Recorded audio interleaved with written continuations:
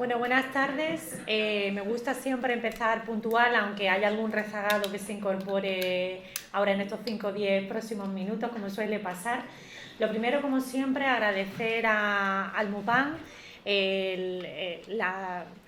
la generosidad con la que siempre nos acogen, nos ceden sus instalaciones y la amabilidad y la profesionalidad con la que nos tratan. Es una maravilla contar con esta sala, con este salón y con este salón repleto de gente.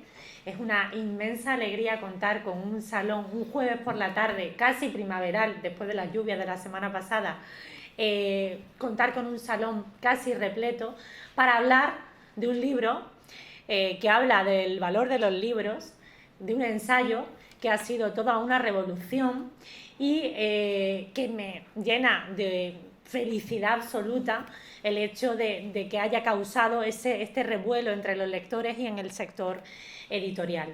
Es un verdadero placer contar esta tarde con Irene Vallejo, que relata en su libro, porque es un ensayo, pero está, y ahora hablaremos también de eso, está a caballo entre el ensayo, la narración, la memoria, ¿no? También habla un poco de asuntos personales. Que ella haya convertido, haya realizado esa hazaña de los que nos dedicamos o nos hemos dedicado alguna vez a la investigación, que sabemos que es una tarea súper solitaria, que no llega a nadie. Pues ella ha conseguido la hazaña o la odisea, que también sería una buena forma de llamarlo, de no solo de escribir un libro de 400 páginas sobre el libro, no solo de publicarlo en una editorial como Siruela, sino que además ha conseguido un éxito tremendo, cosa inaudita prácticamente en lo que es el sector editorial y en lo que es el ámbito del ensayo, ¿no? Y de las humanidades. Así que tenemos que felicitarnos todos, porque yo sé que los que estamos aquí somos todos un poco letraheridos, ¿no? Somos apasionados de los libros y de la literatura, porque Irene ha hecho lo que a muchos nos hubiera gustado hacer o nos alegra inmensamente que haya sucedido, y es que esté en boca de todo el mundo este maravilloso ensayo, El infinito en un junco, que ha escrito Irene. Pero Irene además no solo ha hecho o ha realizado esta odisea de llevar casi 8 ediciones de este ensayo de 400 páginas, sino que además es doctora en Filología por la Universidad de Zaragoza y por la Universidad de Florencia. Ha escrito 4 títulos de ficción, 2 ensayos y 2 recopilaciones de artículos periodísticos. Además, ha recibido varios premios, entre ellos el premio al mejor trabajo de investigación otorgado por la Sociedad Española de Estudios Clásicos por su primer ensayo que dedicó al poeta Marcial. O sea, Irene ha conseguido que ahora en los corrillos literarios hablemos de Marcial, de Alejandro Magno, del papiro o del pergamino y volvamos, o de Aristófanes, o de Platón, o de Sócrates, y lo haya hecho con esa... Y ahora intentaremos indagar e investigar también cómo lo ha conseguido o cuál es la esencia o el verdadero éxito de este libro. Además, Irene es columnista semanal en el Heraldo de Aragón, donde ya ella practica semanalmente, creo que colabora con una columna semanal, practica semanalmente esa visión que tiene, que nos ha transmitido en este libro, que es una visión de continuidad. El pasado, aunque sucedió, la antigüedad clásica sucedió hace miles de años, está realmente más conectado con el presente de lo que nosotros nos imaginamos. Y ese creo que es uno de los valores, de los grandes valores del libro, que nos actualiza la antigüedad clásica y nos la trae al presente. Además, Irene colabora en varios proyectos educativos, da charlas en colegios y en institutos, y colabora en un proyecto muy curioso que me ha gustado mucho, porque además en la Fundación Pérez Estrada también trabajamos la creatividad y el arte como terapia, Ella trabaja o colabora con un proyecto que se llama Believe in Art, del Hospital Infantil de Zaragoza, con lo cual también está sensibilizada, desde luego tiene que tener un alma sensible para escribir lo que ha escrito, y está sensibilizada también con la importancia que tiene el arte, la palabra, la creación, la imaginación no solo a nivel humano, no solo en el desarrollo de las personas, sino también durante la infancia y con los niños que tienen una serie de necesidades especiales porque les ha tocado vivir unas circunstancias más difíciles que al resto de niños. Pues como digo, bienvenida. Antes de comenzar a charlar contigo, bienvenida. Muchas gracias por venir desde Zaragoza a estar esta tarde con nosotros y espero que disfrutes de esta tarde. Bueno, muchísimas gracias. Como no podía ser menos, hay que empezar agradeciendo a la Fundación Rafael Pérez Estrada por haber hecho posible esta tarde y este encuentro, al museo que nos alberga y nos da hospitalidad, a todas las personas que habéis venido aquí esta tarde a escuchar, a los rostros queridos y amigos que veo en esta sala. Y bueno, y también a la librería que está en la puerta. Librería Luces está hoy. A ver, siempre es un placer venir a esta ciudad, yo me siento muy bien tratada y recibida aquí. Y bueno, pues qué mejor que poder dedicar unas horas a hablar sobre los libros, las pasiones compartidas, ¿no? Y bueno, el misterioso trayecto que está teniendo, o asombroso para mí, este infinito en un junco. Pues sí, la verdad es que una de las cosas con las que más me identifico contigo es que yo también estudié una carrera de filología, en la mía filología hispánica. A mí todo el mundo me preguntaba, ¿por qué vas a estudiar filología hispánica pudiendo estudiar otras cosas? Pues porque tenía una pasión. Supongo que a ti, cuando decidiste que estudiaba filología clásica, también te preguntaban, ¿por qué te vas a dedicar a estudiar filología clásica? Me pregunto, y nos gustaría que nos compartieras con nosotros, ¿por qué decidiste estudiar filología clásica y cuándo empieza esa pasión tuya por el mundo, por la antigüedad clásica?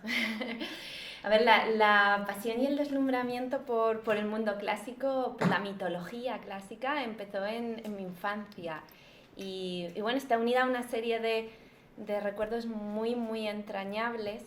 Cuando yo era pequeña me contaban cuentos todas las noches antes de dormir, tuve esa suerte.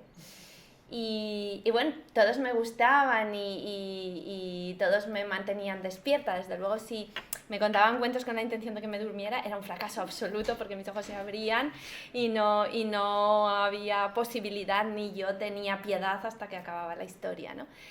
Pero cierta noche mi padre decidió empezar a contarme la Odisea, la historia de Ulises.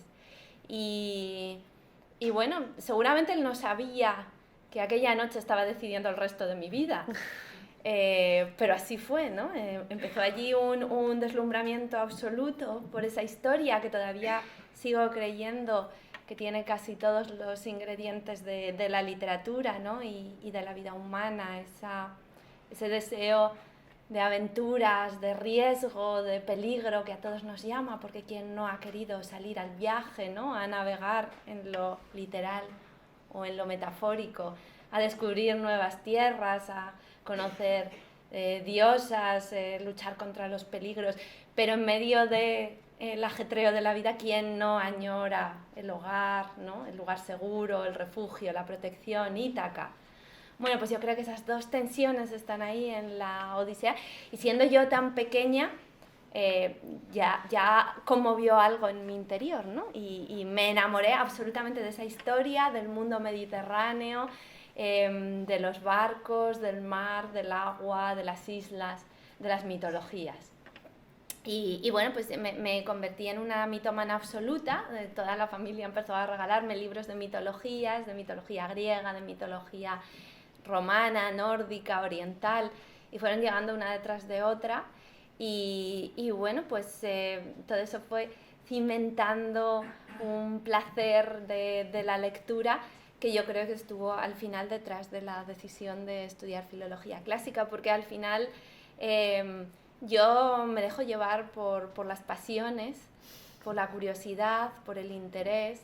Y ahora cuando voy a institutos y hablo con alumnos que, bueno, tienen esa misma fascinación o deseo, sienten esa llamada o se sienten especialmente felices estudiando carreras de humanidades, y siempre les animo porque creo que hacemos mejor lo que nos gusta, somos mejores en lo que amamos, y porque, bueno, yo misma he comprobado cómo, a pesar de que hacía una carrera que en principio no tiene posibilidades laborales y prácticamente te lleva, ¿no?, al paro o a vender la farola, pues he encontrado mi camino fuera de la enseñanza, que se supone que es la única posibilidad laboral, y incluso creo que a mí me ha dado el conocimiento, la lectura, la traducción de los clásicos, algo que los escritores buscamos afanosamente, que es una voz propia, un rasgo que nos distinga de los demás, ¿no? Una identidad personal. Y para mí tener esos referentes dentro, porque yo los vivo y los siento, no es lo mismo leer un texto que traducirlo. Traducir significa entrar en la entraña de las palabras en otro idioma, sacarlos como decir, de la vestidura del lenguaje, quedarte con la idea pura y darle otras palabras a esos pensamientos, ¿no? Es tan intensa esa experiencia que yo a los clásicos siento que los llevo dentro, y eso pues me ha ayudado a contar, a narrar, a mirar el mundo de una manera que es deudora de una tradición y de un recorrido literario, pero también es diferente en estos tiempos en los que parece que ya no se lee a los clásicos o que están en el desván de los trastos viejos, ¿no? Sí, pero tú nos demuestras con tu libro que no están tan en el desván y que su huella es mucho más profunda, como iremos viendo. Claro, es que somos hijos de nuestro pasado, es eso lo que nos define, ¿no? Y a mí siempre me ha gustado investigar, rascar, tratar de descubrir de dónde viene lo que hoy somos, lo que hoy vivimos, lo que hoy existe, ¿no? Y esa respuesta muchas veces nos lleva, bueno, pues del siglo XXI al XIX, del XIX al Renacimiento, del Renacimiento a la Edad Media, y al final acabas llegando de una forma u otra, ¿no? Todos los caminos conducen a Roma y a los clásicos. Y es cierto. Bueno, no solo decidiste estudiar filología clásica, sino que decidiste, como también lo decidí yo, dedicar unos años maravillosos de tu vida a escribir una tesis doctoral. Y escribiste una tesis doctoral sobre el canon literario grecolatino.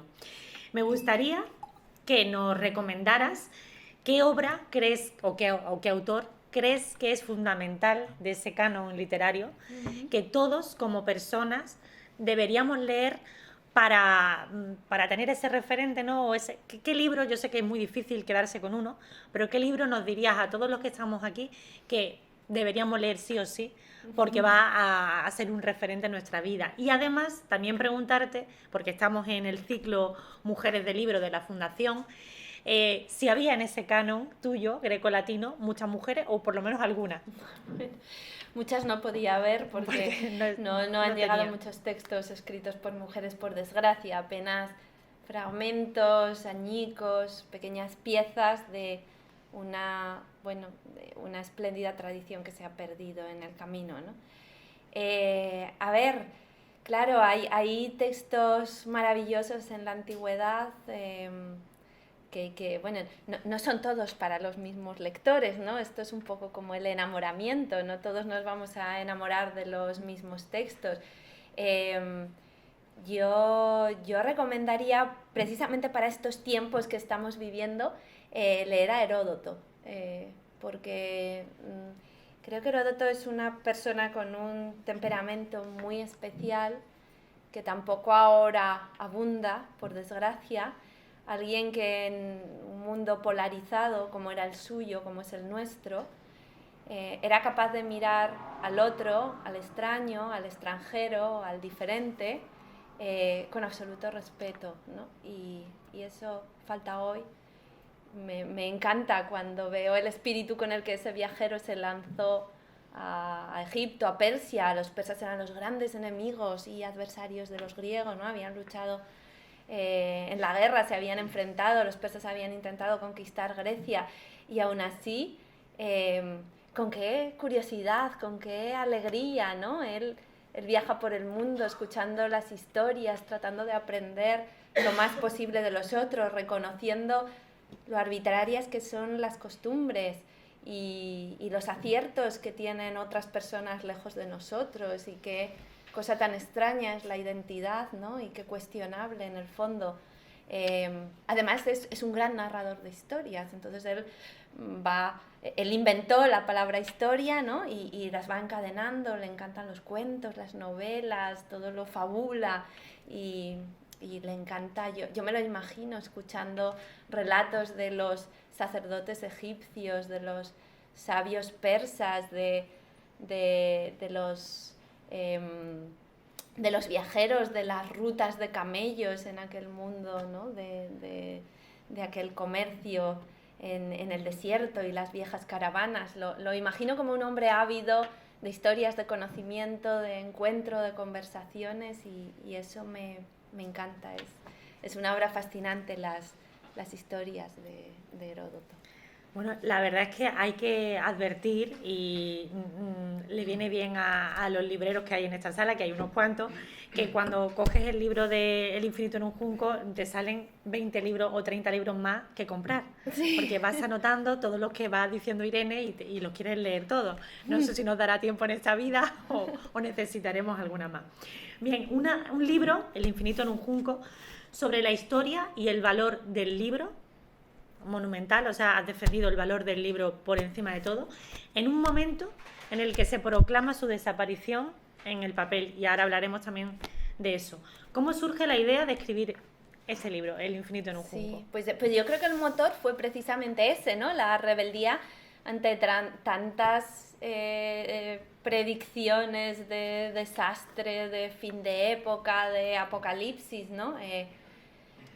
Cuando yo lo empecé hace 3 años, estábamos en ese momento en el que nos decían, le ponían fecha de defunción al libro de papel, ¿no? O sea, ya hasta los gurús de la Feria de Frankfurt nos decían que para el 2020, que no se ha cumplido, los libros electrónicos las ventas de libros electrónicos superarían a las ventas de libros en papel.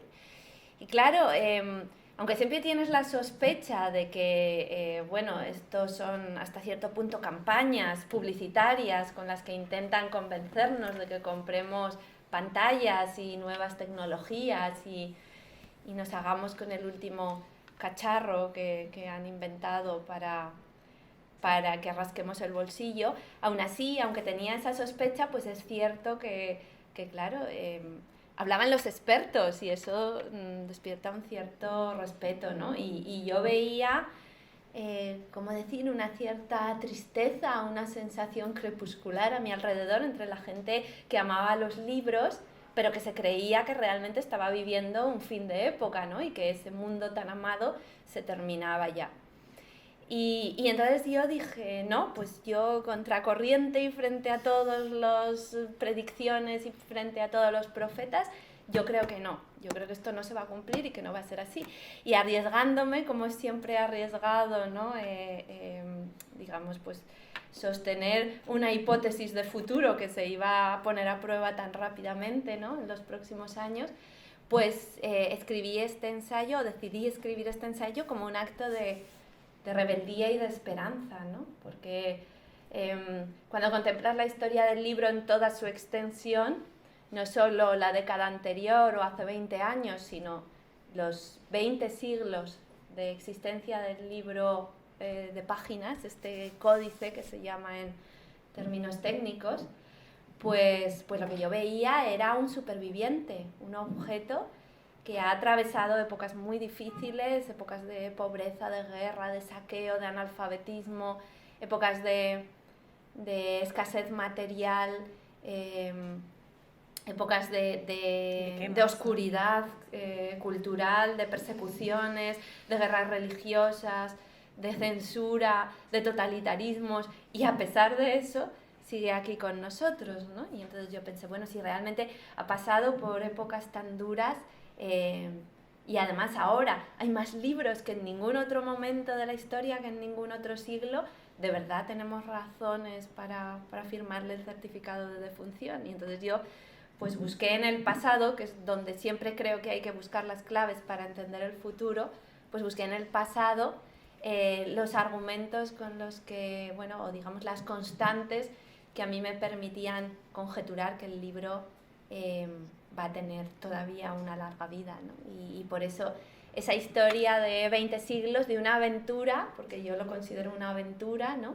Desde que se inventa la escritura y se empiezan a buscar distintos materiales donde plasmar la escritura y donde hacerla sobrevivir, hasta que empiezan a nacer libros más o menos útiles, transportables, duraderos y que ya se parecen a nuestro concepto del libro, hasta que llega el libro tal y como lo conocemos, el códice, y luego todos esos siglos de lucha contra el olvido y contra la destrucción, ¿no? Que esa es la gran epopeya del libro.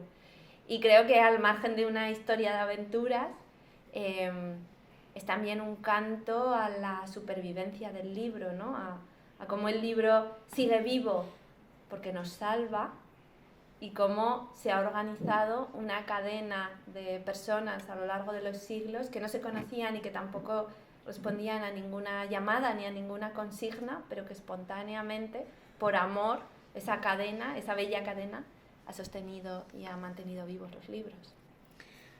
Bueno, como podéis comprobar, Irene es una maravillosa narradora oral y también por escrito. Es decir, que igual que nos está contando con esta pasión, que nos está contando todo lo que sabe, que es mucho, nos lo cuenta en este libro.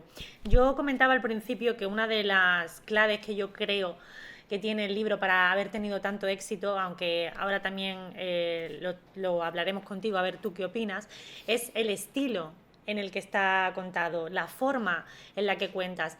Es un ensayo en el que empiezas como si fuera una novela, con unos caballeros jinetes a caballo que van buscando algo que en principio no se sabe qué es y que van a ser libros, evidentemente, pero a la vez das datos históricos, cuentas anécdotas históricas, como por ejemplo que Sócrates no quería la escritura, ¿no? Renegaba de la escritura.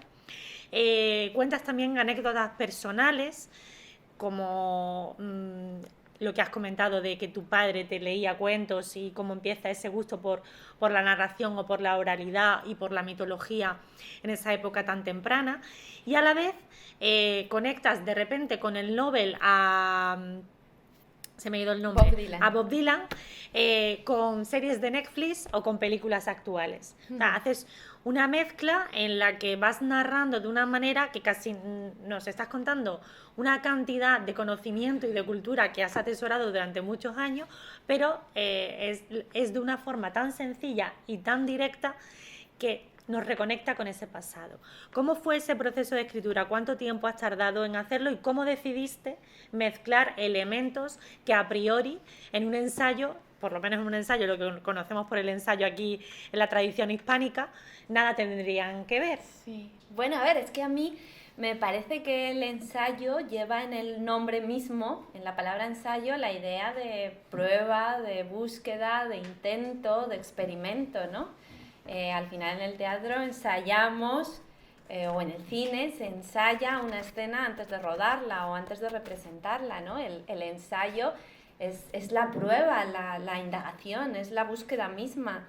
Entonces yo creo que el ensayo es un género que tiene vocación experimental. Lo que pasa es que, bueno, muchos ensayos que se publican tienen cierta tendencia, bueno, pues a mantener unos parámetros muy académicos. Dicho sea esto, sin ningún demérito de lo académico, pero creo que es bueno que exista variedad y que exista también este concepto de un ensayo que es narración, que es lírica, que es memoria, que es paseo digresivo por distintos temas y que es una exploración del pasado, sí, pero a mí me interesa el pasado que nos da claves sobre lo que hoy somos. O sea que aunque en realidad estoy hablando de la antigüedad, de Grecia, de Roma, incluso de tiempos anteriores, de Egipto, de Mesopotamia, de Persia, pero en realidad para mí es un ensayo sobre la actualidad, es un ensayo sobre el mundo contemporáneo. Lo que pasa es que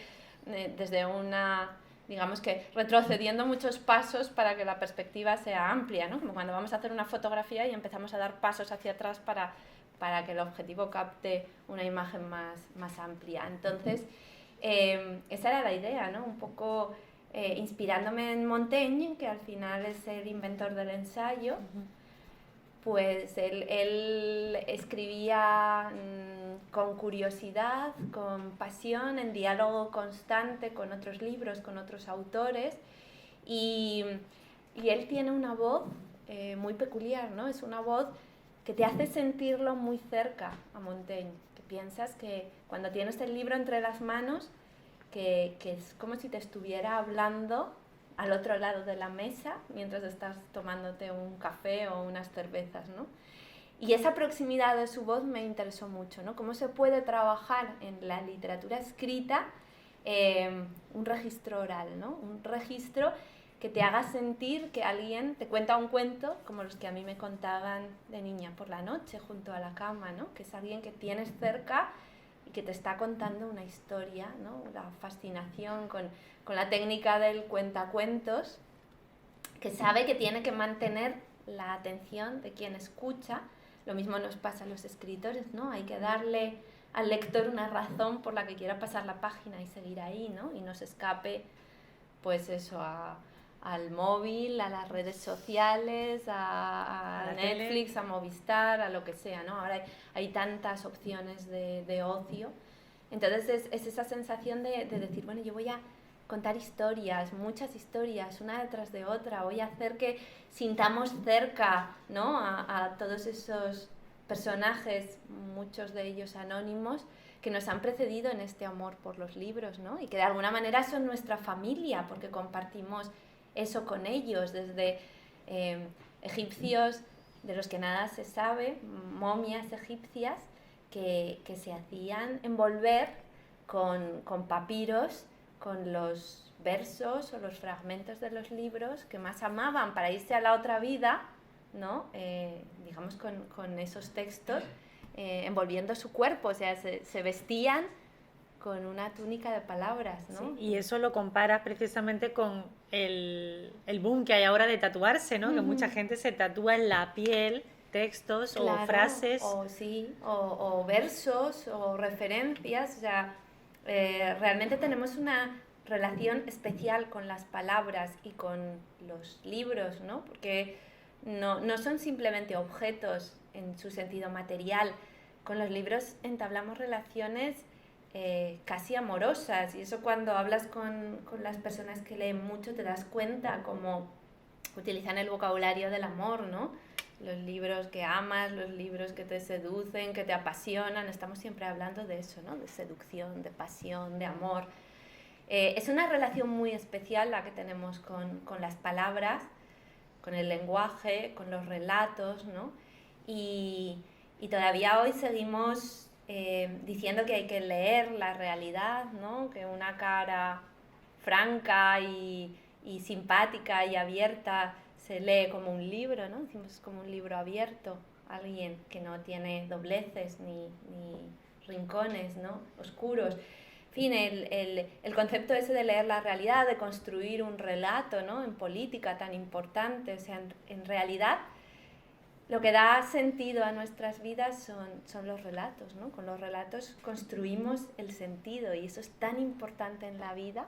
Uno de los momentos que recojo en este ensayo es también el Holocausto, la Shoah, y hay un momento del libro de Viktor Frankl, El hombre en busca de sentido, que me gusta mucho y me parece muy importante resaltar, ¿no? Él dice, claro, en los campos de concentración o de exterminio, la mayoría pensaría que los intelectuales mueren antes, porque son personas en general menos acostumbradas al esfuerzo físico, ¿no? Han vivido una vida más cómoda, más sedentaria, se ven de repente despojados de todo lo que era importante para su vida y para su mundo, ¿no? Parecerían más débiles, más frágiles. Y sin embargo, lo que dice Viktor Frankl es que no, es que morían antes los que no eran capaces de dar sentido a su experiencia, los que podían refugiarse y recordar pues un concierto de violín que habían escuchado, una obra de teatro que habían visto, una historia que era importante para ellos, los que tenían ese mundo interior que nadie podía robarles y nadie podía destruir, esos sobrevivían más. más tiempo, ¿no? Entonces eso me parece una reflexión muy bonita porque significa que la cultura, pese a lo que muchas veces se dice, no es un adorno, no es un ornamento para los tiempos de prosperidad, no es algo que debamos recortar y suprimir cuando vienen los tiempos de vacas flacas, sino que es totalmente esencial porque nos permite dar sentido a la vida y sin ese sentido solo somos navegantes a la deriva. Qué maravilloso, menos mal que se está grabando, porque no me da tiempo a anotarlo todo. Bueno, ahora que comentabas esto, tenía también aquí una pregunta referida a ese tema. Ahora que en estos tiempos se elimina de la educación secundaria el latín y el griego, yo estudié latín y estudié griego, y tú has hecho varias referencias, y ahora haremos alguna más, al origen de las palabras, la etimología. Al volver simplemente a fijarnos en la etimología de las palabras nos da ya muchas claves para interpretar la vida. ¿Tú qué opinas de ese valor que tiene en una época de formación como es la secundaria, cuando eres adolescente, esa enseñanza de las lenguas, de la cultura y de la literatura clásica? Pues a ver, yo creo que su importancia es absoluta, completa, ¿no? La razón por la que yo admiro tanto a los profesores de secundaria es porque creo que en el instituto, o al menos yo lo recuerdo así cuando estudiaba, es cuando más puertas se abren, ¿no? Es cuando más sabes de más cosas. Luego escogerás una carrera, te especializarás, tendrás tu camino, ¿no? Tu recorrido, tu senda, y de alguna manera dejarás de mirar alrededor a otras disciplinas, a otros saberes. Pero cuando estás en la secundaria, allí es cuando sabes de más cosas al mismo tiempo y cuando estás abierto a más estímulos.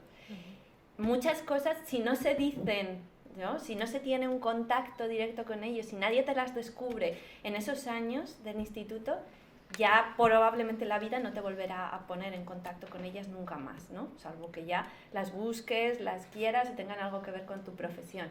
Entonces, ese es un momento tan importante, ¿no?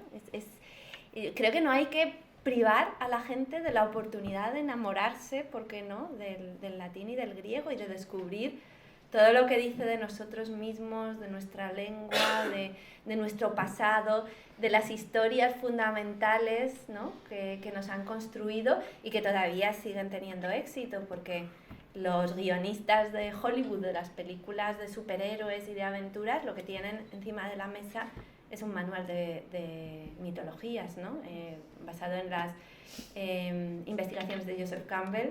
El viaje del escritor, que es, digamos, una adaptación que hizo un guionista de los principales temas arquetípicos, míticos de las sociedades antiguas, llevándolo al relato de aventuras, ¿no? ¿Qué elementos, qué personajes, qué situaciones tiene que tener un relato de aventuras? Y los relatos de aventuras que mejor han funcionado a lo largo de la historia son los mitos. Por eso los grandes éxitos, los blockbusters del cine de nuestra época siguen bebiendo de los mitos de la antigüedad. O sea que, ¿por qué privarles a los jóvenes de la oportunidad de descubrir todo ese universo de historias, de palabras, de personajes, que al final son nuestras raíces, y nuestras raíces también son importantes para contrarrestar un mundo en el que todo es tan pasajero, ¿no? La moda, la tendencia, parece que solo es importante lo nuevo y la juventud, y en la publicidad siempre nos dicen que todos los productos son nuevos, como si eso fuera una cualidad, ¿no? Esto es nuevo y ya por eso tienes que comprarlo, solo porque es nuevo, pero perdón, ¿no? Hay cosas antiguas que siguen siendo mejores que las que han venido después, ¿no? Por eso es esa tendencia a decir, no, el libro es una cosa ya vieja y por eso hay que jubilarla, pero bueno, también es vieja la rueda, como decía, ¿no? Humberto Eco, y no vamos a decir, no, vamos a deshacernos de las ruedas, mejor llevamos las cosas a cuestas, que la rueda es vieja. Pues eso, hay también que contrarrestar todo lo pasajero, lo nuevo, lo que llega a la cresta de la ola y se va con la misma velocidad, con otras cosas, las cosas duraderas, eternas, permanentes. Es muy difícil durar en este mundo, es muy duro durar. y los clásicos, la antigüedad, los clásicos del mundo griego y romano y los clásicos del siglo XVI o XVIII o XIX, ¿no? Pero es muy difícil que una historia, que un texto, que unas palabras atraviesen los caminos del tiempo y sigan con nosotros. Entonces, un respeto para esas historias que lo han conseguido. Si lo han conseguido es porque son realmente buenas, porque apelan a algo que está dentro de nosotros y que necesita expresarse y necesita las palabras con las que contarse, ¿no? Eso lo explicas muy bien cuando hablas de la evolución del alfabeto, ¿no? Y las limitaciones hasta que se crea ya el alfabeto que nos permite contarlo todo, ¿no? Sí. Bueno, es que al final esta también es una historia de un asedio a un lugar que era privilegiado en el origen, ¿no? Que es una historia de cómo la escritura, que en los primeros tiempos era el privilegio de unos escribas, de unos nobles que podían dedicar toda su vida a aprender sistemas complejísimos de signos, como eso, que era el patrimonio de unos pocos y siempre los más ricos, los aristócratas, los más cercanos al poder, gracias a una serie de pasos, de inventos, de luchas, se ha acabado convirtiendo en el patrimonio de todos. Y eso también es una hermosa historia, porque nos ha costado mucho llegar hasta aquí, nos ha costado mucho que los libros estén al alcance de todos, que estén en las bibliotecas, que estén en las librerías, que cualquier persona que quiera un libro lo pueda conseguir. Cuando sabemos todo lo que ha costado, y eso también es un poco la epopeya del infinito en un junco, ¿no? Cuánta gente ha pensado, ha hecho grandes hallazgos, ¿no? Invenciones, porque al final el alfabeto es un invento y es un invento maravilloso. Había que simplificar los signos con los que se escribía si queremos que todas las personas puedan llegar a leer y escribir, ¿no? Y esa simplificación nació de una idea brillante de alguien, no sabemos quién, porque ese nombre se ha perdido en las brumas del tiempo, ¿no? Si hubiera habido escritura seguramente perduraría el nombre, pero no había escritura, evidentemente, porque había que inventar todavía el alfabeto, ¿no?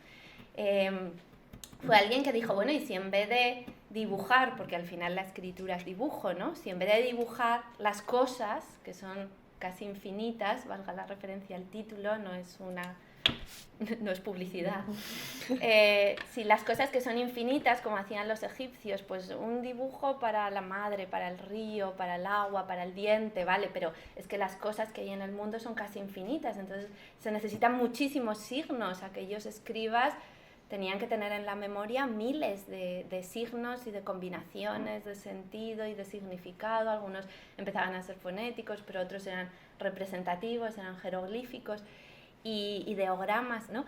Y llega un momento en el que alguien dice, bueno, y si en vez de dibujar el mundo, las cosas que son tantas, empezamos a dibujar los sonidos, que son muchos menos. Y entonces con un conjunto de 20 y tantos signos ya podemos escribirlo todo.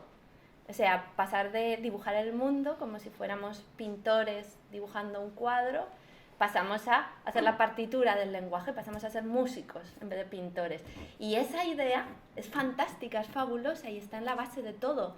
Si no hubieran tenido esa idea, si todavía tuviéramos todos que aprender miles de signos, no podríamos, no sería operativo que todos aprendiéramos a escribir. Por eso la democratización de la escritura, de la literatura y del saber, porque al final estamos hablando del conocimiento y el conocimiento es poder, eso dependió de esa gran idea, de unos fenicios de los que no sabemos el nombre, pero a los que deberíamos estar eternamente agradecidos, ¿no? Pues sí.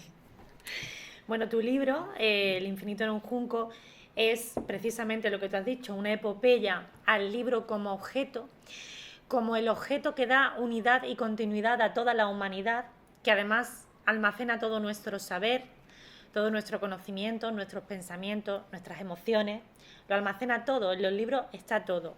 Normalmente siempre se habla de la conservación del patrimonio y nos referimos a la arqueología y demás, pero en cuanto a la conservación del patrimonio literario, cultural, ha habido muchas épocas, y tú das fe de ello en el libro, en las que se ha perdido. Uh-huh. Se han perdido muchos archivos, se han quemado, hemos perdido mucho de ese patrimonio literario. ¿Qué opinas tú de de la labor de conservación del patrimonio y la salvaguarda, no solo del patrimonio artístico y arquitectónico, que eso es evidente que hay esfuerzo por mantenerlo, sino por la conservación del patrimonio literario. Pues a ver, es que en eso consiste el progreso, creo yo, ¿no? Si no conserváramos lo que han pensado y sentido y descubierto las generaciones anteriores, siempre estaríamos empezando de cero.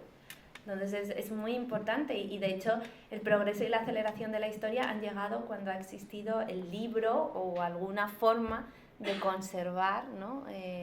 Lo que nos ha precedido, las grandes ideas que nos han precedido. Y por eso es importantísimo, ¿no? Y El infinito en un junco no es una historia de la literatura, porque esto ya lo hemos estudiado muchas veces, ¿no? Quiénes son los autores, qué libros han escrito. Es una historia de la transmisión, que a mí me parece un aspecto muy interesante del progreso y de la historia, ¿no? Como la transmisión, que es llevar de mano en mano, ¿no? Lo que han creado otros, las grandes historias, negarse a que ese legado, ese testamento perezca, ¿no? Y pensar, como digo en el ensayo, en los derechos del futuro. El futuro tiene derecho a conocer todo esto, ¿no? Y tenemos que reservarlo para ellos. Los griegos, yo cuando hice mi tesis sobre el canon literario, al margen de todos los debates teóricos y guerras culturales alrededor del concepto de canon, está la cuestión de que el canon nació como una herramienta para conservar, ¿no? No puedes conservarlo todo, por tanto tienes que elegir qué es lo mejor y concentrar los esfuerzos de conservación en esas cosas que realmente valen la pena. Evidentemente luego el canon, los cánones en todas sus versiones siempre expresan los prejuicios, ¿no? Y también de alguna manera pues las ideas de las élites, pero como proyecto, como idea, como objetivo, nació para conservar. Y fueron los griegos los primeros que se dieron cuenta, y la Biblioteca de Alejandría es un monumento a eso, que las palabras son patrimonio, ¿no? Las palabras aladas que decía Homero, que se pierden en el aire, pues son algo que tenemos que intentar conservar, ¿no? Y si lo pensamos, son muy frágiles las palabras, son muy frágiles los relatos, son muy frágiles los versos y las ideas.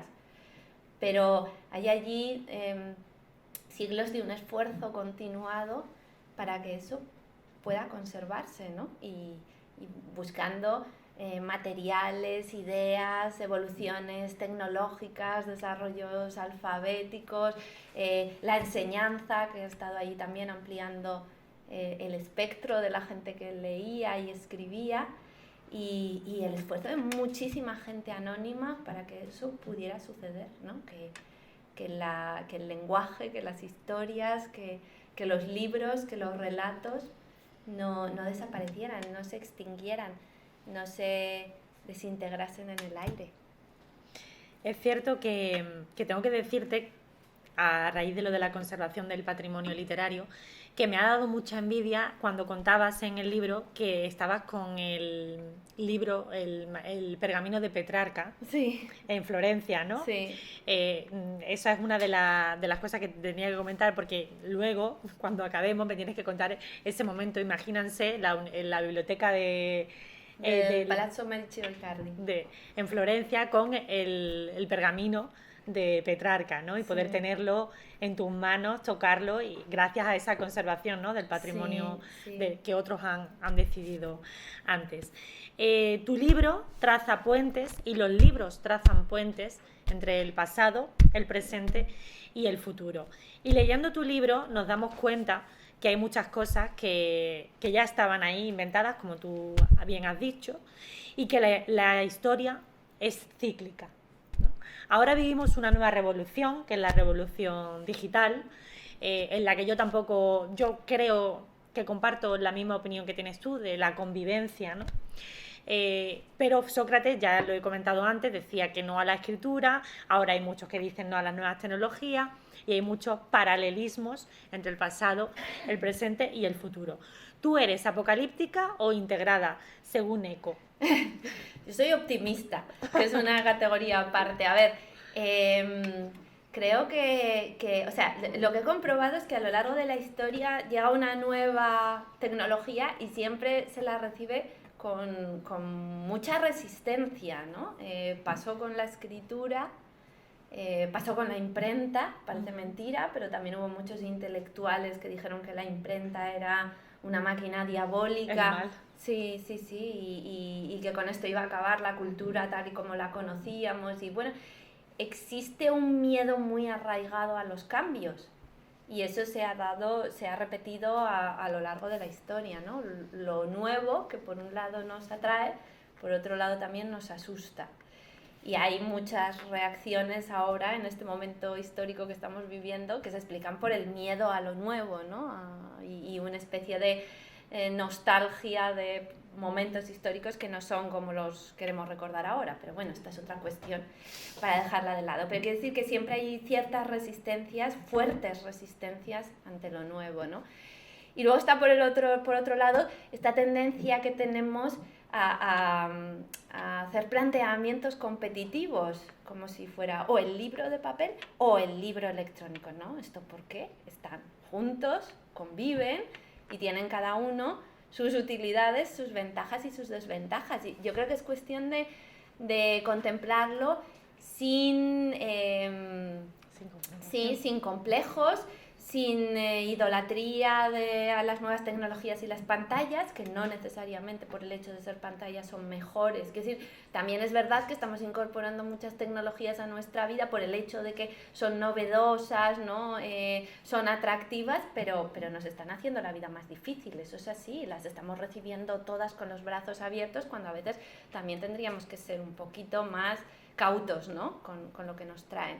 Entonces, bueno, yo intento sin idealizar lo que viene del pasado por el hecho de ser antiguo, pero tampoco enamorarnos de una manera crítica de todo lo que trae la tecnología, pues intentar ver cómo van a convivir esos objetos. No es la primera vez que ha habido varios formatos de libro conviviendo simultáneamente, y lo que pasa en esas épocas, cuando aparece un nuevo formato, es que, digamos, se reconfigura el paisaje.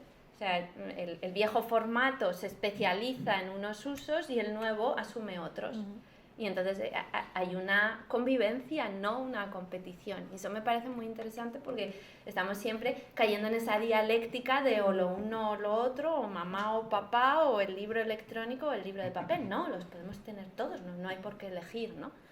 Entonces, bueno, el libro electrónico tiene ventajas obvias que tampoco las vamos a negar, es más ligero, es más, ¿no? Nos ahorra el espacio en casa que ocupan los libros, todas estas cosas. Pues bueno, a lo mejor para ciertos libros, bueno, pues se ha acabado realmente la época en papel, las enciclopedias, los aranzadis para los juristas, manuales, esos manuales de instrucciones que venían antes con los electrodomésticos y que los guardábamos ahí todos apilados, pues ahora ya los consultamos en el ordenador. Estupendo, ahorramos porque luego nunca los encontrábamos cuando los buscábamos. Entonces, bueno, eso puede tener su sentido, pero también hay que ver cuáles son las ventajas del libro de papel respecto a las pantallas, y eso hay que discutirlo también en profundidad, ¿no? El libro en papel tiene una grandísima ventaja, que es que no depende de la electricidad.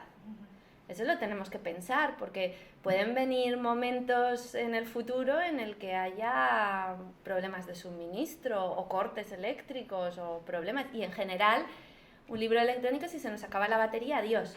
Mientras que un libro de estos no, que no nos falla nunca, no nos abandona.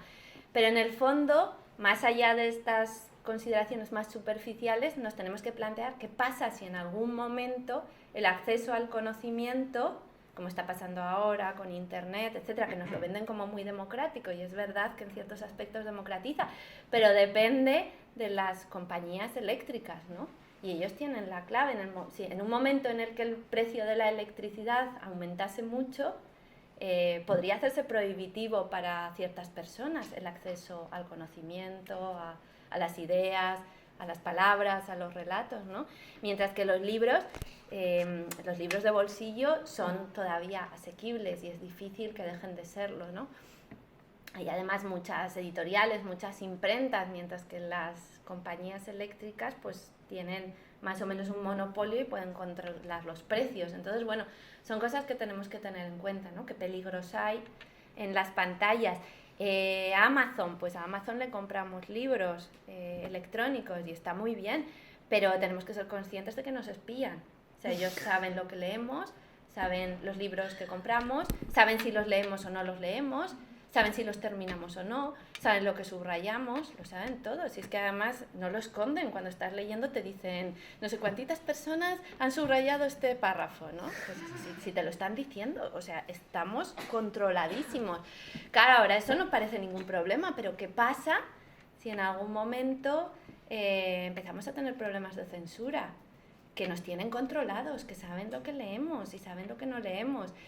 Y cuidado, que yo ya cuento en el ensayo que ha habido algún caso en el que Amazon, diciendo que había problemas de gestión de derechos, ha retirado libros de las terminales que tenemos en casa. O sea que tú puedes comprar un libro que es un PDF, pero te lo pueden quitar. O sea, la compañía te lo hace pum y desaparece. No es tuyo, no lo tienes en la misma medida que posees un libro, ¿no? Y fue gracioso porque bueno, busqué noticias en la prensa y encontré el dato de que uno de los libros que habían suprimido pues ese supuesto litigio de derechos de autor era 1984, que vamos, no podría ser más simbólico.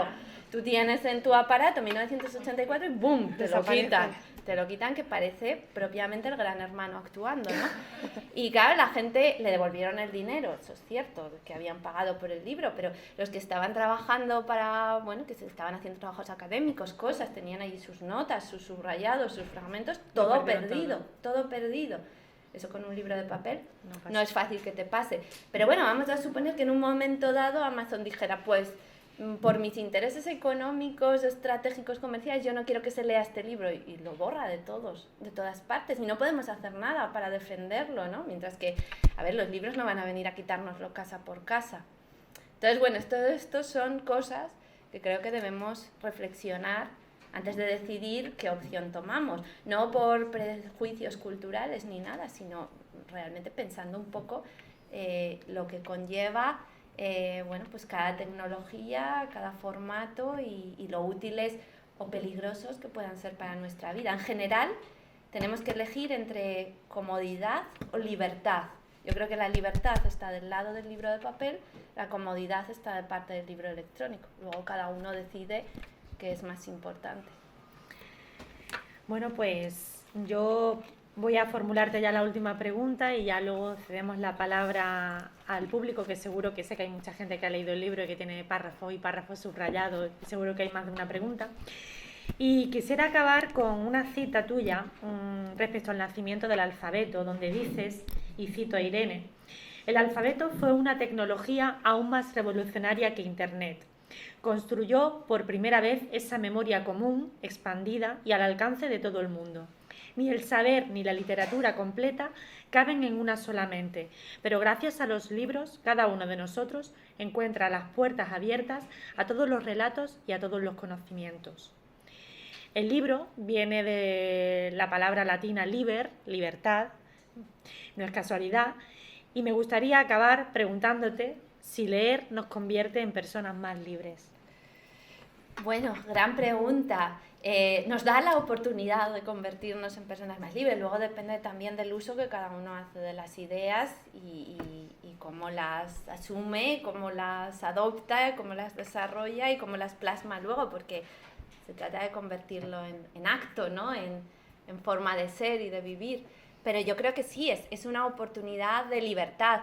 Y la prueba evidente es la censura, ¿no? Es muy triste que los libros sufran, ¿no?, esa persecución reincidente de, ¿no?, generación tras generación, se queman libros, incluso en las guerras contemporáneas, en la de Yugoslavia, en la de Irak, son objetivos de los bombardeos, las bibliotecas. ¿Esto por qué sucede? Si realmente los libros no fueran peligrosos, si fueran intrascendentes, como se empeñan en decirnos, ¿por qué esta hazaña destructiva, ¿no? ¿Por qué esta persecución? A mí me parece que si en las guerras se intenta destruir no solo al enemigo, no solo el genocidio físico, sino el genocidio intelectual, que es destruir los libros, que los libros son la memoria en definitiva, ¿no? Esto es lo que pasaba en la guerra de Yugoslavia, se intentaba borrar de la faz de la tierra no solo un pueblo, sino la memoria de que ese pueblo había existido alguna vez, ¿no? Sus relatos, sus tradiciones, su historia. Y bueno, pues si esto sucede así, si existe ese deseo de destruir los libros porque los libros son nuestra memoria y levantan testimonio de tantos asuntos incómodos, tantas veces para el poder, será porque son importantes, será porque tienen que ver con la libertad, ¿no? Si no, no los perseguirían de esa manera constantemente, tenazmente desde el poder y en las guerras y en los grandes conflictos, ¿no? Es que lo vivimos hace poquísimo, parece que cuando se habla de censura hablemos de otros tiempos, pero recordemos el caso de Salman Rushdie, ¿no? y de aquella fatua contra su libro. Pues Salman Rushdie vivió un drama terrible y tuvo que estar encerrado, pero es que mataron a traductores, mataron a editores, mataron a libreros en atentados relacionados con esa prohibición, ¿no? O sea que al final los libros siguen siendo perseguidos hoy en día, no tenemos más que recordar el caso Fariña, ¿no? Y tal. Todavía hoy, parece increíble, pero todavía hoy siguen intentando destruir y sacar de circulación, acabar con los libros. Entonces, bueno, yo creo que esa es la prueba definitiva de que tienen que ver con la libertad, ¿no? Y bueno, decíamos esto de los libros y cómo nos ponen en posesión de todos los relatos. Yo añadiría los libros y los traductores, porque eso es importantísimo y este ensayo también es un homenaje a los traductores, ¿no? La tarea de la traducción que nos ha hecho tener horizontes muchísimo más amplios. ¿Qué pasaría si nos tuviéramos que conformar con leer en las lenguas que sabemos? Pues tendríamos un mundo mental mucho más pequeño, mucho más provinciano, mucho menos variado, mucho más pobre y triste, ¿no? Entonces, gracias a los traductores y el proyecto de la Biblioteca de Alejandría, aunque no es un dato tan conocido, pero también fue uno de los primeros ímpetus históricos al proceso de traducción. Y eso es muy importante, ¿no? No es tan obvio como nos parece hoy que se traduzcan los libros. Alguien tuvo que pensarlo, alguien tuvo que decidir, ¿no? Dando un salto más allá del chauvinismo. No nos importa solo lo que se escribe en nuestro idioma, sino que nos importa lo que piensan, lo que sienten y lo que descubren otros pueblos, otras gentes, personas muy distintas y diferentes de nosotros. Y eso es un gran salto y hay que estar eternamente agradecido a todos los traductores, a los del pasado, a los del presente, que nos han permitido crear una comunidad humana, esa palabra tan bonita que crearon los griegos de cosmopolita, ¿no? Habitante del universo, no sería posible sin la traducción. Y por eso también es un homenaje. O sea, no es un libro centrado en los escritores, que suelen ser los protagonistas de la historia de la literatura y del libro, sino en todos los demás, en todas esas personas que han hecho posible pues nuestro universalismo, desde los inventores, los bibliotecarios, los libreros, los traductores, los copistas, las monjas y los monjes en sus abadías medievales copiando los libros palabra por palabra, letra a letra, en fin, todas las personas que han hecho posible que nuestro mundo hoy sea tan amplio como es. Bueno, ¿alguna pregunta entre los asistentes a esta charla tan maravillosa? A ver, yo mientras tanto me gustaría leer un fragmento mientras la gente se piensa quién quiere leer, quién quiere preguntar. Como antes me has hecho una pregunta sobre las mujeres y no te la he contestado así muy por extenso, pues también porque a mí me gusta recuperar la buena costumbre de leer, que a mí me leía mucho de pequeña y luego cuando he crecido nadie me lee nunca. Parece que tenemos ese derecho cuando somos niños y después se acabó, ¿no? Nadie nos lee. A mí me encanta que me lean. Pero pues aquí en esta sala hay varias narradoras, me consta, ¿eh?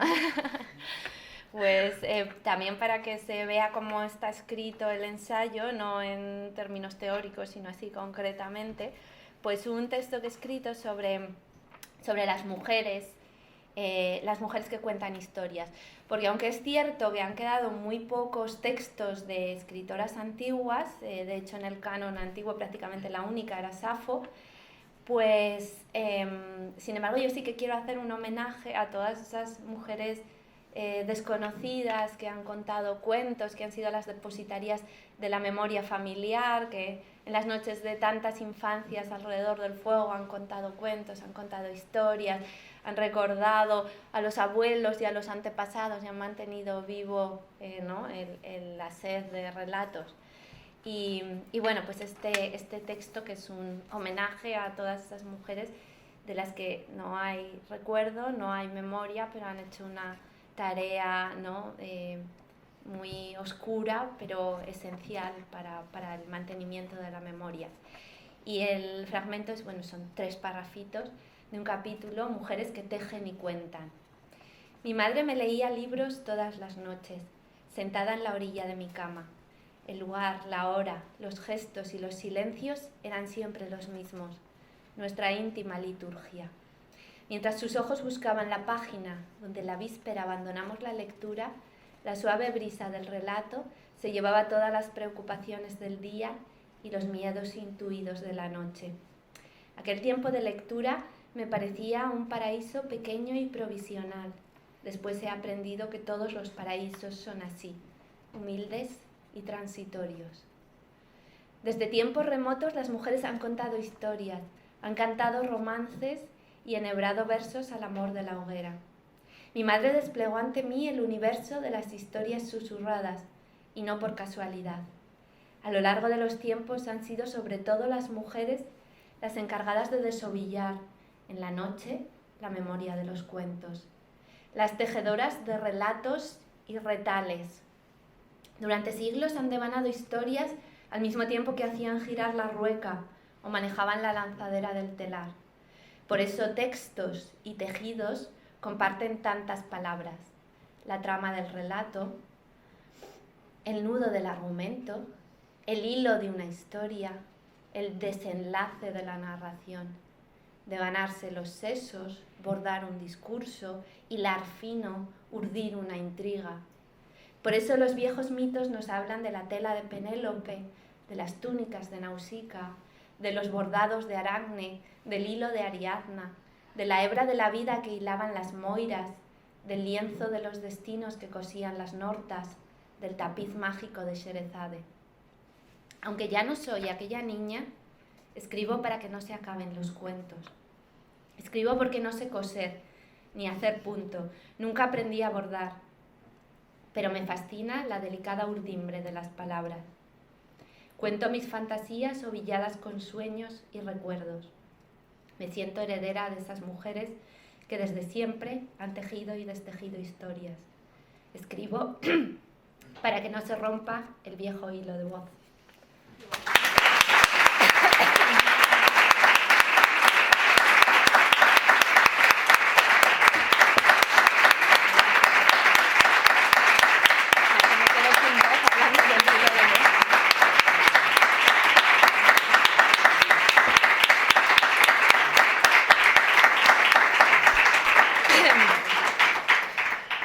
Bueno, pues todavía con la emoción a flor de piel, ¿hay alguna pregunta, algún comentario por allí? Muchísimas gracias a la entrevistadora moderadora, que ha sido fabulosa. Gracias. Y muchísimas gracias y enhorabuena a Irene. El libro todavía no lo he leído, pero me surge una curiosidad, pues, a tono de que el lunes escuché en un programa de radio una conversación, hablaban de maltratar los libros. Precisamente, ¿no? De anotar, subrayar y tal. Y yo estaba como enrabiada diciendo, ¿cómo maltratar? Para mí eso es vivir los libros, darles vida. Y mi pregunta iba por ahí. Sí. ¿Qué haces tú con los libros? Maltratar. Estoy de acuerdo contigo en que yo no utilizaría nunca el verbo maltratar. No. A ver, a mí, yo reconozco que suelo poner marcadores y más bien pegatinas. No suelo subrayar ni hacer notas, Pero en parte porque muchos de mis libros acaban en bibliotecas. O sea, cuando yo veo que mis libros ya no los voy a volver a utilizar o no los voy a leer o no tiene sentido guardarlos en casa, las casas son limitadas y el espacio nada más así, muchas veces los regalo a bibliotecas. Entonces, claro, no quiero regalar a bibliotecas un libro que esté subrayado porque sé que hay gente a la que le molesta, ¿no? Pero no, a mí personalmente me parece maravilloso. De hecho, haces único un libro, ¿no? Al subrayarlo, dice mucho de una persona los pasajes en los que se fija, ¿no? Y que le ha gustado. De hecho, cuando lees un libro subrayado de una persona, tienes muchas llaves para descubrir cosas sobre ella, ¿no? Y bueno, la Edad Media, los manuscritos escritos estaban llenos de notas, de glosas, de escolios, de referencias, y de hecho el primer texto del español, ¿no? Del castellano, son unas glosas. Sí, le enseñé. Entonces, bueno, el primer testimonio que queda es, ¿no? De alguien que tenía un libro en latín que ya no lo entendía demasiado bien y entonces ponía allí entre líneas, como hacemos cuando estamos aprendiendo otro idioma, ¿no? Las pistas de cómo se traducían estas palabras y qué significaban en el idioma. O sea que no tendríamos un testimonio tan antiguo de nuestro idioma si no hubiera sido porque alguien se dedicaba a poner anotaciones entre líneas, ¿no? Y bueno, pues esa expresión, leer entre líneas, ¿no? Es que entre líneas puede haber muchas cosas sí. Y muchos descubrimientos y muchos hallazgos. Así que no, yo también lo llamaría vivirlo o hacer único el libro, ¿no? Porque ya entonces no es ese libro ya no es igual al de ninguna otra persona. Y bueno, pues también se decoraban los libros en la Edad Media, ¿no? Todas las miniaturas en los márgenes de las páginas, que son una belleza, ¿no? Y eso también era una forma de seguir, pues viviendo, habitando, ahora diríamos tuneando el libro, ¿no? Y cada uno era diferente del anterior. Y es muy bonito porque todo lo marginal de los libros pues tiene mucho interés, y de hecho también cuento en el ensayo el origen de la palabra viñeta. Las viñetas de los cómics vienen de los manuscritos medievales, ¿no? Porque para separar el cuerpo de texto de la parte ilustrada se solían poner unas grecas vegetales que muchas veces eran hojas de vid, o sea, eran viñas. Y entonces con ellas se dibujaban como unos cuadrados, se delimitaba una zona para el dibujo, que era la viñeta, porque estaban rodeadas por viñas.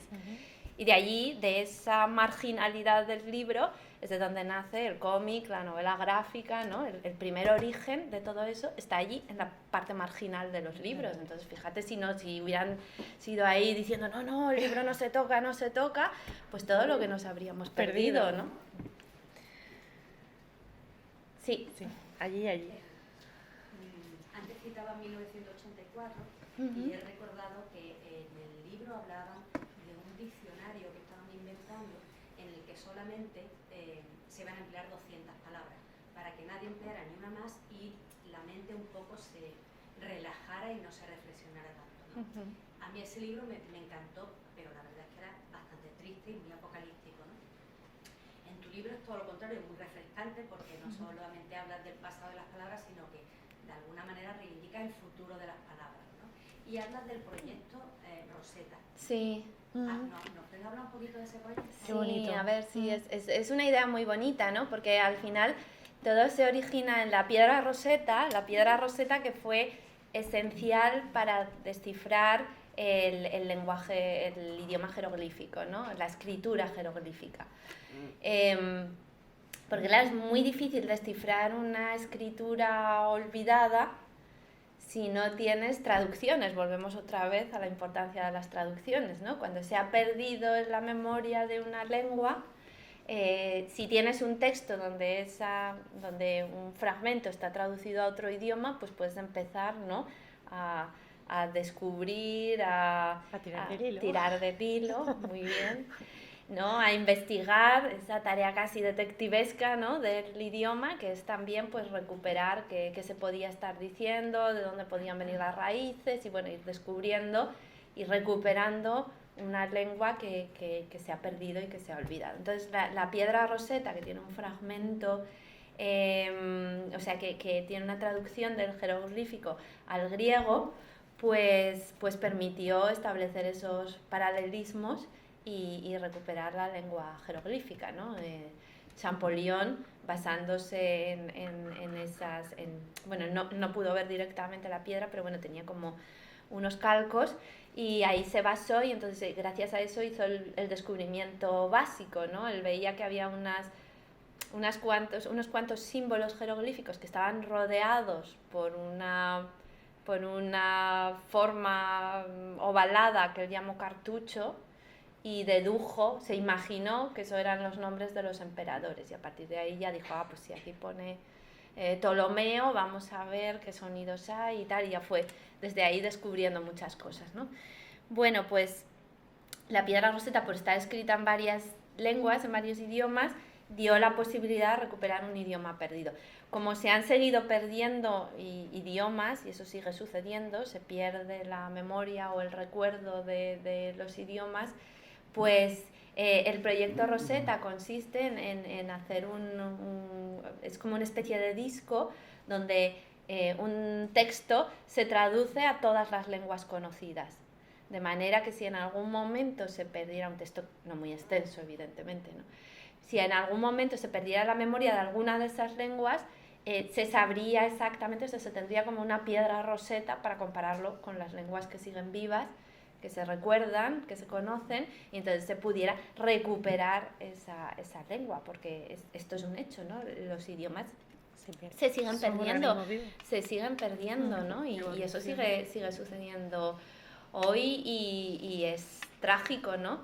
Y a mí me impresionó mucho una historia que contaba Humboldt, el naturalista, que fue a Sudamérica en un viaje y iba a trabajar con una tribu del Amazonas, y entonces cuando llegó encontró que habían sufrido un ataque de otra tribu vecina que los había exterminado a todos, ¿no? Habían muerto todos, ya no quedaba vivo nadie de esa tribu, pero lo que quedaba era un loro que sabía reproducir frases sin entenderlas, evidentemente, pero era el único ser vivo que recordaba algo de esa lengua, ¿no?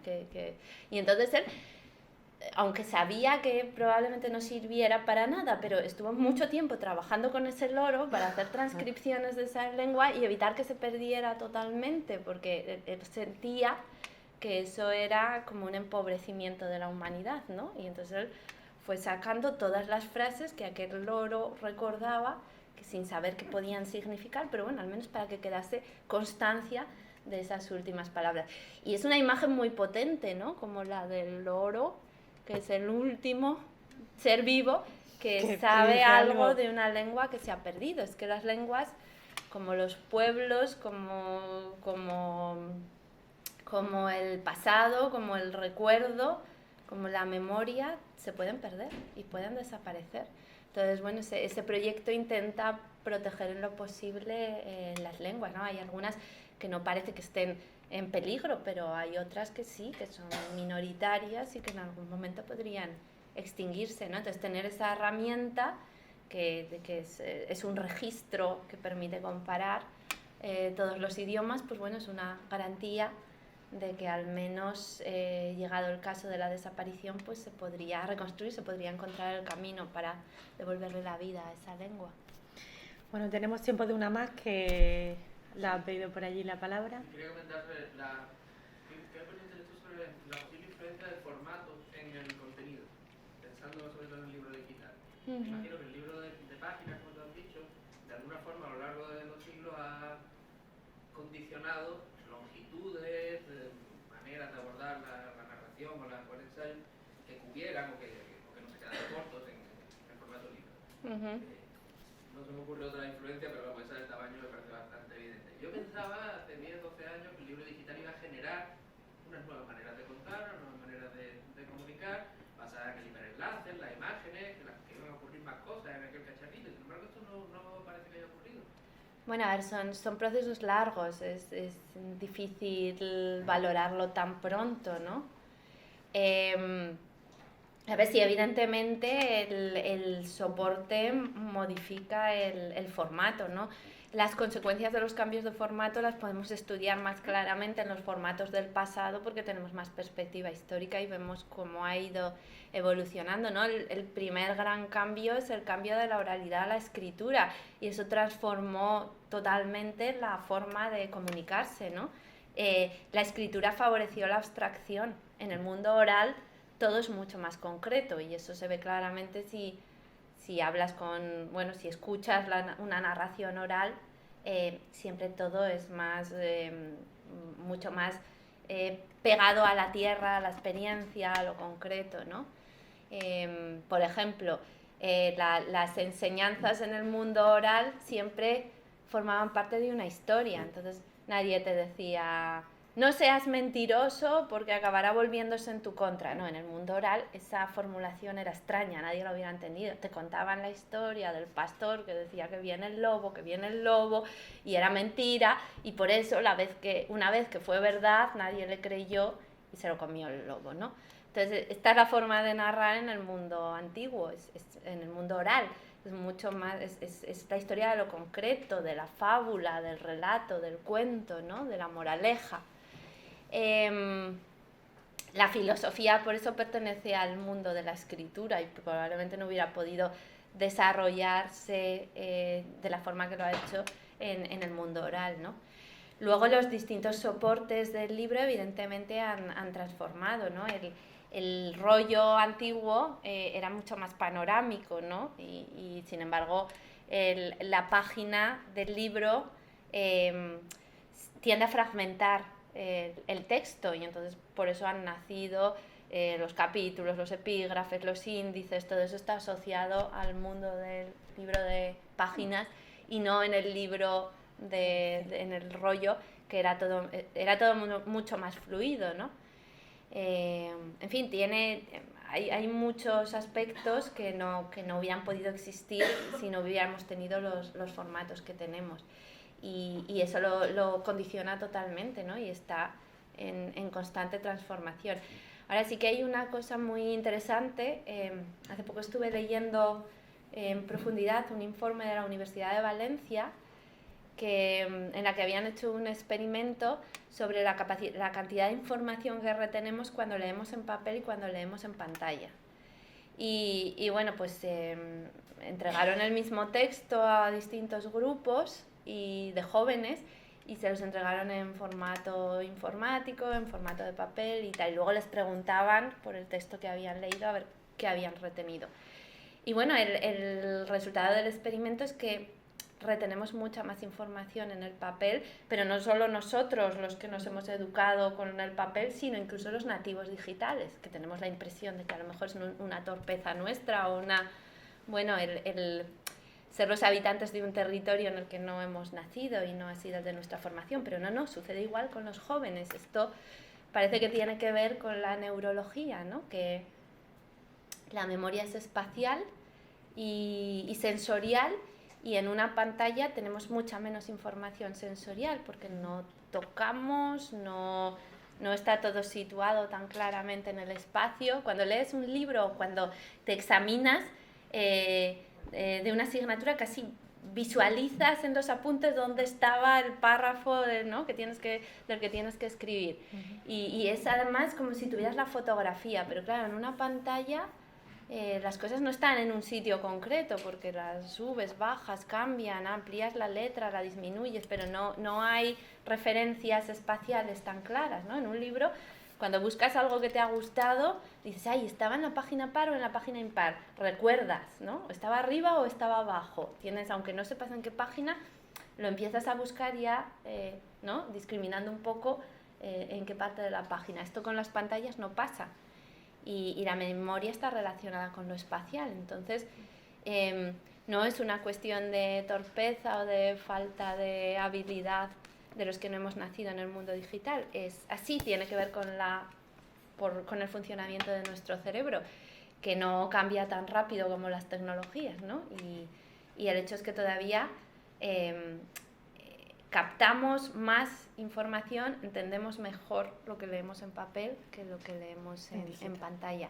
Entonces no sé si eso tendrá que ver con que los cambios del digital pues en el fondo son más lentos, ¿no? Porque todavía seguimos buscando más referentes en el papel que en la pantalla. Lo de la pantalla es una cosa mucho más pasajera que deja mucha menos huella. Bueno, para que nos dé tiempo a que firme Irene algún ejemplar, lo dejamos aquí. Muchísimas gracias a todos de nuevo por estar aquí, por compartir, por hacer comunidad lectora, que eso es lo que intentamos hacer desde la Fundación cada día. La semana que viene tendremos a Marta Robles en los encuentros planetarios de la Fundación, aquí mismo a las 7 de la tarde. Y deciros, para los que hayáis participado en el sorteo de Instagram de El infinito en un junco, cortesía de la editorial Siruela, ya tenemos ganador, ha sido publicado en nuestro Instagram, y estar atentos a las redes porque estamos haciendo muchos sorteos. Este año hemos venido como los reyes cargaditos. Bueno, muchísimas gracias a todos, gracias a Irene por compartir su pasión por los libros, por enseñarnos tanto, y os animo muchísimo a leer este Infinito en un junco porque salimos de la lectura siendo mejores personas, sabiendo mucho más y con una huella seguramente imborrable en nuestra vida. Muchísimas gracias a todos.